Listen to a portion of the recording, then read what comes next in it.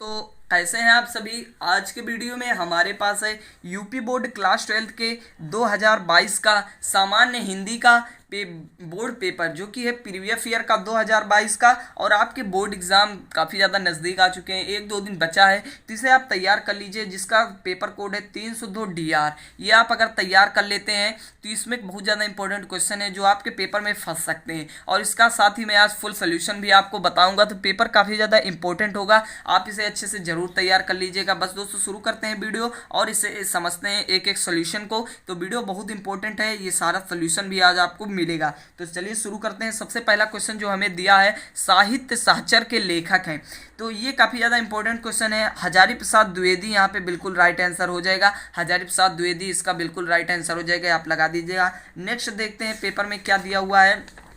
यहाँ पे अगला क्वेश्चन जो दिया हुआ है वो यहाँ पे कह रहा है बाल कृष्ण भट्ट द्वारा संपादित पत्रिका है, तो इसका जो राइट आंसर हो जाएगा वो हिंदी प्रदीप होगा। हिंदी प्रदीप बिल्कुल राइट आंसर हो जाएगा। अगला दिया हुआ है हिंदी का प्रथम मौलिक उपन्यास है परीक्षा गुरु, काफ़ी ज़्यादा इंपॉर्टेंट क्वेश्चन है, बहुत बार पूछा गया है। अगला है सरदार पूर्ण सिंह किस युग के लेखक हैं, द्विवेदी युग, यहाँ पे बिल्कुल राइट आंसर हो जाएगा। नेक्स्ट जो दिया हुआ है निम्न में से जयशंकर प्रसाद की कृति है, ये ध्रुव स्वामिनी, यहाँ पे बिल्कुल राइट आंसर आपका हो जाएगा। नेक्स्ट है छायावाद की विशेषता है सौंदर्य और प्रेम, यहाँ पे बिल्कुल राइट आंसर हो जाएगा। नेक्स्ट जो दिया हुआ है निम्नलिखित में से कौन सा ग्रंथ भक्ति काल का है, विनय पत्रिका, यहाँ पे बिल्कुल राइट आंसर हो जाएगा। अगला क्वेश्चन देखते हैं क्या दिया हुआ है, प्रयोगवाद के प्रवर्तक माने जाते हैं, तो यहाँ पे इसका राइट आंसर हो जाएगा अज्ञे। अज्ञे यहाँ पे बिल्कुल राइट आंसर हो जाएगा, इसे आप तैयार कर लीजिएगा।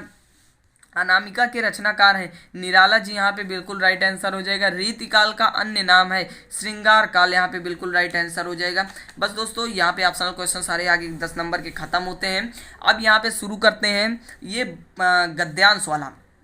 गद्यांश वाला पार्ट जो है ये इंपॉर्टेंट है, ये आपको दे के जाएगा 10 नंबर। और अगर इसमें आप पांचों क्वेश्चन सही कर लेते हैं तो ये आपको 10 नंबर दे देगा और 10 नंबर आपका पूरा कंप्लीट हो जाएगा, यानी 10 नंबर मिल जाता, 2% मिल गए आपको, ये आप सोच के रखिएगा। ठीक है, फिर दिए गए प्रश्नों पर आधारित प्रश्नों के उत्तर देना है। सबसे पहले इसे पैराग्राफ को आपको पेपर में कैसे लिखना है, सबसे पहले राष्ट्र का लिखना है डॉट संकेत में, फिर महत्वपूर्ण स्थान है, तो इस प्रकार आपको ये लिखना है। फिर उसके बाद आपको क्या करना है, फिर पहला डालना है, एक यहाँ पे स्केच से लिख देना है आप काली ब्लैक पेन से। फिर उसके बाद पूछा है राष्ट्र की वृद्धि कैसे संभव है, इसका आंसर आपको इसी में मिल जाएगा। जैसे मैं देखता हूँ राष्ट्र का जो है यहाँ पे देखिए राष्ट्र की वृद्धि संभव है, तो इसमें आपको थोड़ा आगे से लेना है, संस्कृति के विकास और अभ्युदय के द्वारा ही राष्ट्र की वृद्धि संभव है। अब इसको थोड़ा अपने भाषा में एक्सप्लेन करके लिख देंगे ना, तो इस पर आपको 2 नंबर पूरा मिल जाएगा। अगला है संस्कृति जन का मस्तिष्क किस प्रकार है, तो यहाँ पे देखिए यहाँ पे पहला ही राष्ट्र का तीसरा अंग जन की संस्कृति जन का मस्तिष्क किस प्रकार है, तो यहाँ पे देखिए बिना संस्कृति की कल्पना संबंध मात्र संस्कृति ही जन का मस्तिष्क है, तो यहाँ से आपको थोड़ा यहाँ तक लिख देना है तो आपका राइट आंसर पूरा हो जाएगा। अगला है जन की संस्कृति से आप क्या समझते हैं, तो राष्ट्र का तीसरा अंग ही जन की संस्कृति है। विकास और अभ्युदय का अर्थ, विकास मतलब क्या होता है, अपने क्षेत्र में लगातार उन्नति करना, और अभ्युदय का अर्थ एक बार इसे आपको देख लेना है। फिर है दिए गए गद्यांश के शीर्षक और लेखक का नाम, जो है शीर्षक इसका राष्ट्र का स्वरूप, लेखक जो है इसके वासुदेव शरण अग्रवाल जी हैं। अब अगला देखते हैं, अगला पैराग्राफ हमें क्या दिया हुआ है, भाषा की साधारण इकाई शब्द के अभाव में भाषा का अस्तित्व ही दुरूह है। इस वही सेम काम करना है, किसके अभाव में भाषा का अस्तित्व दुरूह है, तो यहाँ पे शब्द के अभाव में, ये आपको लिख देना है, मतलब पूरा आंसर आपको लिखना है। नए शब्दों का गठन कैसे होता है, तो यहीं पे आपको इसका आंसर मिल जाएगा। नए शब्दों का गठन कैसे होता है, देखिए वैसे ही नए शब्दों का गठन अनजाने अनायास ही होता है। ठीक है, अगला दिया हुआ है किन विदेशी भाषाओं से शब्द लेकर हमें नए भाषाओं का इस्तेमाल करते हैं, दैनिक सामाजिक व्यवहारों से हम कई यहाँ पे भाषाओं का इस्तेमाल करते हैं। ठीक है, फिर अगला है भाषा की साधारण इकाई क्या है, तो भाषा की साधारण इकाई शब्द है, दिया हुआ है। अगला है गद्यांश का शीर्षक एवं लेखक का नाम लिखिए, तो यहाँ पे भाषा और संस्कृति यहाँ पे लिया गया है, और इसके लेखक जो है वो यहाँ पे प्रोफेसर जी सुंदर रेड्डी जी हैं।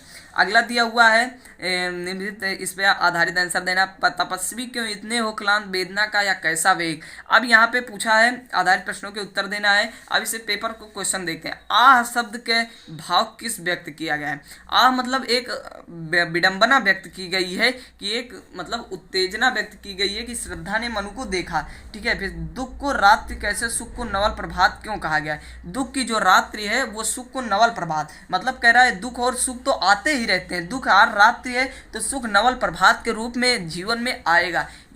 एक पर्दा एक झीना नील का भाव का स्पष्ट करना। फिर पाठ और शीर्षक ये लिया गया है जो है श्रद्धा मनुष्य और लेखक हैं जयशंकर प्रसाद जी। अगला है सावधान मनुष्य यदि विज्ञान है तलवार, तो इसका भी देख लेते हैं। कवि ने मनुष्य के क्यों सावधान किया, क्योंकि विज्ञान में हम जितनी तरक्की करते जा रहे हैं उतना ही हमें वो नुकसान देता जा रहा है। कवि ने किसे फेंक देने के लिए कहा है, कवि ने इस विज्ञान रूपी तलवार को फेंक देने के लिए कहा है। मनुष्य को शिशु और अज्ञान क्यों कहा गया, क्योंकि मनुष्य अभी अनजान है इस विज्ञान के घातक जो घातक आने वाले भविष्य में घातक रूप अपना विज्ञान दिखाएगा, उससे मनुष्य अनजान है, इसलिए शिशु इसे कहा गया। ज्ञानता वश सब कुछ कर रहा है। विज्ञान को तलवार क्यों कहा गया, क्योंकि तलवार अगर इसे हम सही से यूज नहीं कर पाए ना तो एक दिन ये समस्त मानव सृष्टि को विनाश कर देगा। यह पद्यांश किस महाकाव्य का अंश है। देखिए अब इसमें कवि का नाम नहीं पूछा लेकिन पूछा किस महाकाव्य का अंश है, तो कुरुक्षेत्र से लिया गया है। इसका भी मैं आंसर आपको बता देता हूँ। अगला दिया हुआ है इसी प्रकार जीवन परिचय लिखना है। जीवन परिचय ऑलरेडी चैनल पे आ गया है, हजारी प्रसाद द्विवेदी जी का, वासुदेव शरण अग्रवाल का। इंड स्क्रीन में आपको वीडियो मिलेगा, देख सकते हैं। प्रोफेसर जी सुंदर रेड्डी भी इंपॉर्टेंट है। अगला है हाँ निम्नलिखित में से किसी एक कवि का साहित्यिक परिचय देते हुए उसके साहित्यिक परिचय यहाँ पे पूछा है और यहाँ पर भी साहित्यिक परिचय पूछा है, तो कभी कभी जीवन परिचय भी पूछ लेता है, जो पूछा है वही लिखिएगा। हीरानंद गे का भी जीवन परिचय आ गया है, जयशंकर प्रसाद, इन सबका जीवन परिचय चैनल पे आ गया, आप देख सकते हैं। ध्रुव यात्रा बहादुर कहानी का हमें सारांश लिखना, अधिकतम सबसीमा 80 शब्द यानी कम से कम 1 पेज। पंचलाइट ध्रुव यात्रा कहानी के नायक का चरित्र चित्रण कर सकते हैं। फिर अगला जो दिया हुआ है स्वपठित खंड काव्य के आधार पर किसी एक नायक का चरित्र चित्रण, जैसे अब यहाँ पे पूछा है मुक्त यज्ञ खंड काव्य की कथा वस्तु, जिनके जिले में जो है वही वो कीजिएगा। जैसे अब यहाँ पे देख लीजिए, अब एक एक करके मैं आपको सबको देख लीजिएगा, जो भी आपके जिले में है उसे आप कर लीजिएगा। यहाँ पे अगला दिया हुआ त्यागपथी खंड काव्य की कथा वस्तु हमें संक्षेप में लिखनी है, तो मेरे यहाँ त्यागपथी है इसलिए मैं त्यागपथी बता रहा हूँ। और उसके बाद फिर यहाँ पे राजश्री का चरित्र चित्रण पूछा है, राजश्री का भी चरित्र चित्रण चैनल पे आ गया है, आप वीडियो देख लीजिएगा वहाँ पे। फिर अगला श्रवण कुमार यहाँ पे पूछा गया है। अब यहाँ पे कह रहा है किसी एक ससंदर्भ हिंदी में अनुवाद करना है। कह रहा है धन्य है वह भारत देश जहाँ पर जनमानस को पवित्र करने वाली, भव्य भावों को उत्पन्न करने वाली, शब्द समूह को जन्म देने वाली देववाणी संस्कृत बोली जाती है। विद्या मानेसु मतलब विद्या के वर्तमान विद्यमान सभी साहित्यों में इसका साहित्य सर्वश्रेष्ठ और सुसंपन्न है। यह भाषा संस्कृत के नाम से समस्त लोक में प्रसिद्ध है, समस्त संसार में प्रसिद्ध है। और इसके जो यहाँ पे भारतीय संस्कृति से ये लिया गया है, ठीक है, संदर्भ में आप लिख दीजिएगा।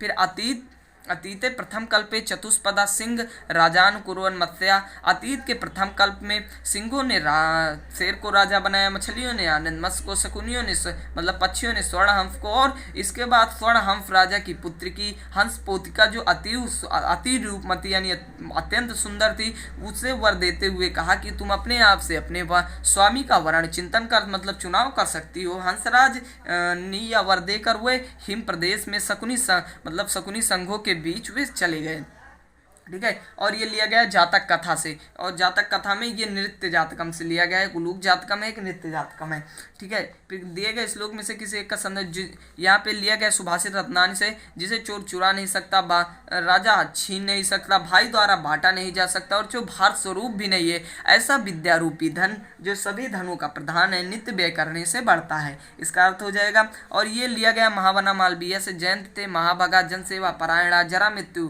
भयम नास्ति एम तमो क्वचित, मतलब उन महापुरुषों की जय हो जिन्होंने जनसेवा करते हुए अपने जीवन को त्याग दिया, जो जरा मतलब बुढ़ापा, जो बुढ़ापे और मृत्यु की भय करते न हुए अपने कीर्ति में सदा लगे रहे, ठीक है। मुहावरों का अर्थ लिखना, होश उड़ जाना यानी हैरान रह जाना, अंधे की लकड़ी होना, एकमात्र सहारा नाम के आम, गुठलियों के दाम, दुगना लाभ कमाना, दाल में कुछ काला होना, कुछ गड़बड़ी होना, यहाँ पे हो जाएगा। अगला दिया हुआ है इसका कह रहा है तथेति शब्द का सही संधि विच्छेद है, तथा धन इति, मध्वरी मधुधन अरि, यहाँ पे हो जाएगा। अतः हरिश तेते, हरिश धन तेते, यहाँ पे राइट आंसर हो जाएगा। अगला दिया निम्नलिखित में से किसी विभक्ति और वचन के अनुसार का चयन करना, राजानम का यहाँ पे द्वितीय विभक्ति एक वचन हो जाएगा। अगला दिया हुआ है सरिस्सु का विभक्ति और वचन, सप्तमी विभक्ति बहुवचन यहाँ पे बिल्कुल राइट आंसर हो जाएगा। निम्नलिखित शब्दों में से सही शब्द का चयन करके लिखना है। अंश, अंश, कंधा और हिस्सा यहाँ पे बिल्कुल राइट आंसर आपका हो जाएगा।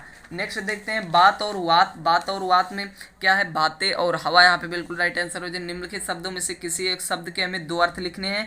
तो पतंग का आप लिख सकते हैं सूर्य लिख सकते हैं, खिलौना लिख सकते हैं, नाग मतलब हाथी लिख सकते हैं, और एक नाग सांप लिख सकते हैं। वर मतलब दूल्हा, वर मतलब श्रेष्ठ होता है। अगला दिया हुआ है सही शब्द का चयन करके लिखना है। जिसका कोई शत्रु ना हो, अजात शत्रु, जो सब कुछ जानता हो, बहुज्ञ। अगला दिया हुआ है निम्नलिखित शब्दों में से किन्हीं दो को शुद्ध करके लिखना है। मैं भोजन कर लिया हूँ, मैंने भोजन कर लिया है, इस प्रकार आप लिख सकते हैं। फिर रौद्र रस, भयानक रस, संदेह, रूपक अलंकार। उसके बाद चौपाई छंद अथवा कुंडलीय छंद का हमें उदाहरण और लक्षण लिखना है। फिर किसी दैनिक संपादक के पत्र को एक पत्र लिखना है जिसमें फैली गंदगी के प्रति नगर की स्वास्थ्य सफाई का ध्यान आकर्षित किया गया हो, इस प्रकार लिखेगा। फिर उसके बाद अथवा में दिया हुआ किसी बैंक के प्रबंधक को कोई व्यवसाय ऋण प्राप्त के लिए एक आवेदन पत्र लिखना है। अगला दिया हुआ है निम्नलिखित विषयों में से किसी एक पर अपनी भाषा शैली में निबंध लिखना है। पर्यावरण संरक्षण, मेरे हिसाब से ये आपका बिल्कुल सही चुनाव होगा। या फिर यहाँ पे लिख सकते हैं पर्यावरण संरक्षण, आवश्यकता और महत्व। मतलब दोनों सेम लग रहे हैं लेकिन ये आप सेम नहीं है क्योंकि इसमें आवश्यकता दे दिया है। आवश्यकता भी हेडिंग लिखने की, महत्व। मेरे हिसाब से ये बिल्कुल राइट आंसर। रूपरेखा जरूर लिखिएगा क्योंकि रूपरेखा नहीं लिखेंगे तो पूरा नंबर नहीं मिलेगा, क्योंकि 2 नंबर रूपरेखा का होता है, 7 नंबर निबंध का होता है। ठीक है, बस दोस्तों आज के वीडियो में इतना ही था। ये पेपर का आपको मैंने फुल सोल्यूशन अपने हिसाब से देने की कोशिश की, जो आप लिख सकते हैं। बस आज के वीडियो में इतना ही था। वीडियो कैसा लगा कमेंट बॉक्स में बताना, और पसंद आए तो लाइक करना, चैनल को सब्सक्राइब करना। मिलते हैं इसके नेक्स्ट वीडियो में, तब तक के लिए बाय बाय।